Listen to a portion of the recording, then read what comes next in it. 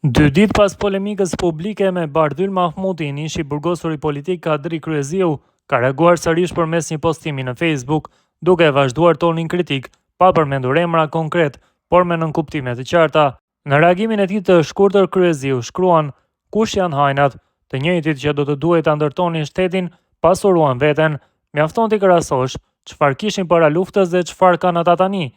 A e dini se për ndryshime të tilla pasurie duhen disa jetë pune, ose fate mundësi, si ato të Bezos apo Zuckerbergut, sa e kanë pasur rrogën dhe çfarë biznesesh globale pas kanë zhvilluar që u pasuruan kaq shumë. Dhe në fund, po të njëjtit shok e shoqe me Sheollin, nuk do të ndalem." Edhe pse nuk e përmend me emër, reagimi shihet si vazhdimi i polemikës së ditëve të fundit me Bardhyl Mahmutin, pas shkëmbimit të dyanshëm të shkrimeve që kanë ngjallur debat të gjerë në opinionin publik. Në fund të postimit, Kryeziu e mbyll me një paralajmërim të qartë: "Nuk do të ndalem", duke lënë të hapur mundësinë për reagime të tjera në vijim.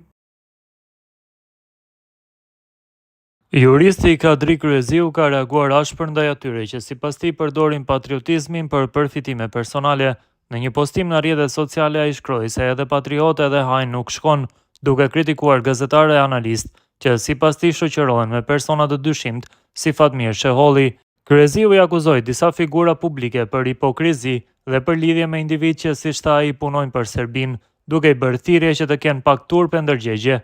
Edhe patriotë edhe hajn nuk shkon, edhe patriotë edhe shok shpirti me Fatmir Shehollin nuk shkon, edhe gazetare analistë që na lodhin me lot krokodili për këtë republik, e njëkohësisht shok shpirti e ortak në dallavere me Fatmir Shehollin nuk shkon, edhe me Kosovën edhe me Serbinë nuk shkon. Bolle keni mashtru këtë milet me patriotizëm të veshur me miliona, me dreka e darka ku një shishe kushton sa 2 fish e 3 fish i rrogës mesatare. Pa turp, pa ndërgjegje, duke nxjerr foto me Bil Meza, që i keni ditë më mirë se punojnë për Serbinë, po si nuk keni pak turp."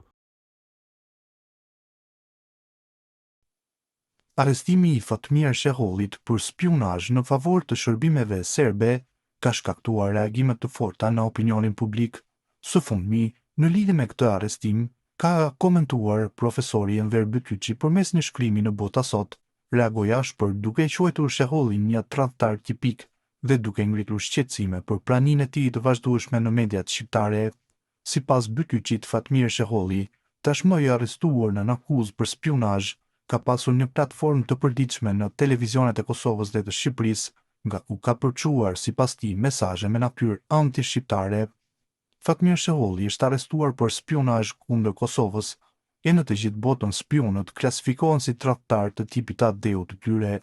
Nuk bën përjashtim as Fatmir Sheholli, por këtë tradhtar spion të Serbisë, shqiptarët janë detyruar ta dëgjojnë çdo ditë, çdo natë në ekranet televizive të Kosovës, e besa edhe të Shqipërisë. Ky spion i deklaruar serb i arrestuar para 2 ditësh ka folur me krenari për veprimtarinë e tij të spionazhit në këto ekrane. Kohën televizive ja kanë dhënë televizionet bazuar në politikat editoriale të tyre. Këto politika përcaktojnë jo vetëm orientimin, por edhe aktorët dhe njerëzit që përçojnë orientimin editorial të medias, deklaroi ai. Profesori thekson se përgjegjësia nuk ndalet vetëm te Sheholli. Ai kërkoi hetim të thelluar edhe ndaj atyre që i dhanë hapësirë publike si dhe ndaj miqve të tij në politikë e gazetari. Kjo do të thotë se Fatmir Sheholli në ekranet televizive ka përçuar politikat editoriale anti-shqiptare me lejen e editorëve dhe të moderatorëve. Prokuroria nuk duhet të mjaftohet vetëm me Fatmir Shehollin, duhet kaluar në sitën e hetimit edhe disa ose të paktën ndonjë media që e ka rehabilituar atë. Duhen hetuar edhe miqtë e tij të medias dhe politikanët në Kosovë. Jam i bindur se ajo miqësi bazohet në ndjenjën e ndoshta edhe në veprimtari të përbashkëta anti-Kosovë, përfundon Bytyçi. Arrestimi i Shehollit vjen në një kohë kur institucionet e sigurisë në Kosovë kanë intensifikuar hetimet kundër ndikimit të shërbimeve të huaja, sidomos atyre serbe, në jetën politike dhe mediatike të vendit. Gjatë ditës së dieshme, gjykata themelore në Prishtinë caktoi masën e paraburgimit prej 1 muaji për Fatmir Shehollin, të dyshuar për spionazh kundër shtetit. Sheholli u arrestua të njëjtën në rrethin e Prishtinës pas hetimeve disa muajore kundër tij.